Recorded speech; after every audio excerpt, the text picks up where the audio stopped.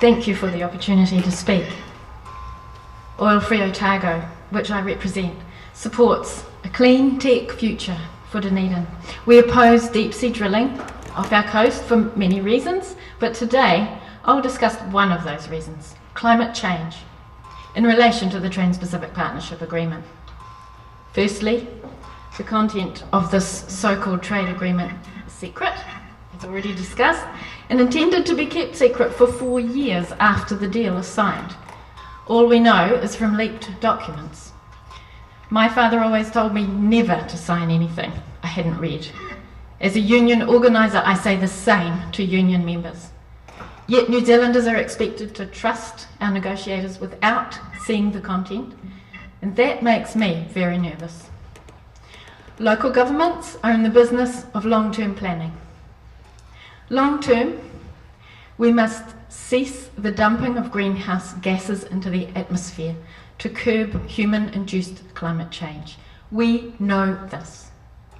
We can't burn more than 2/3 of the already discovered fossil fuels if we are to meet the so-called safe 2-degree limit of global warming world governments have agreed to. Those already discovered reserves are, therefore, long-term, worthless, stranded assets on the oil companies' books. The Dunedin City Council is ahead of the game in New Zealand in this respect. Your preliminary vote to form a socially responsible Waipuri investment policy, particularly in relation to divesting from fossil fuel extraction, is a rational investment decision and a rational response to climate change science. But the investment chapter of the TPPA and its investor-state dispute settlement would enable foreign oil companies to block the DCC's attempt to put that socially responsible investment policy in place.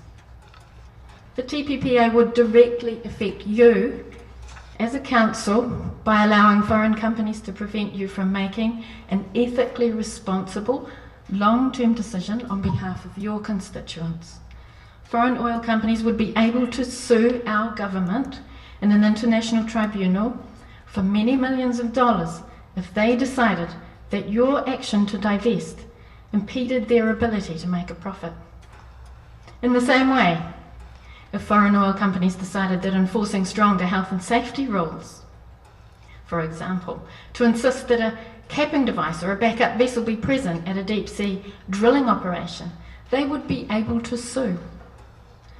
Or if a region, as we decided to impose restrictions as a protection for our sea birds, our sea lions, our whales and dolphins and penguins, oil companies could sue if they decided those restrictions impeded their ability to make a profit. Local government New Zealand is currently pushing for minor royalties for regions. Under the TPPA, they can forget it. This could be seen as impeding a foreign company's ability to make a profit and would be stopped.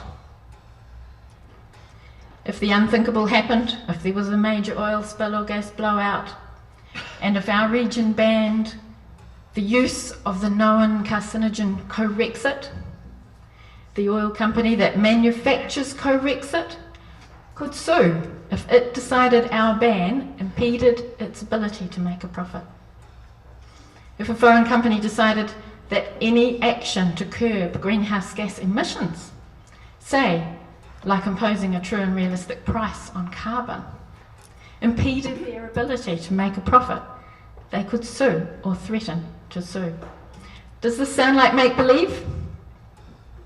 Just ask Ecuador, which under a TPP-style dispute with the US company Occidental Petroleum was found to have breached the rules on fair and equitable treatment and expropriation and fined $1.76 billion. Ask Quebec, Canada, whose 2-year moratorium on fracking led to a $250 million dispute with US mining company Lone Pine Resources under the North American Free Trade Agreement. There are many, many more of these examples. There has never been a more important time to make sound local decisions to shore up this city and this region as climate change, global warming, sea level rise, unprecedented extreme weather events accelerate. Local governments must retain local control. The TPPA threatens to take that control from you and hand it to foreign transnational companies intent on making a profit at the expense of the public good. Oil Free Otago asks that you please declare yourself a fair trade council, that you adopt option 1 of your TPP report, that is the 12-point policy, as adopted last week by Christchurch City Council and by other councils, and that you encourage Local Government New Zealand to also adopt it and take that stand to central government. Thank you. Thank you. And that's the perfect timing because your 10 minutes is up. But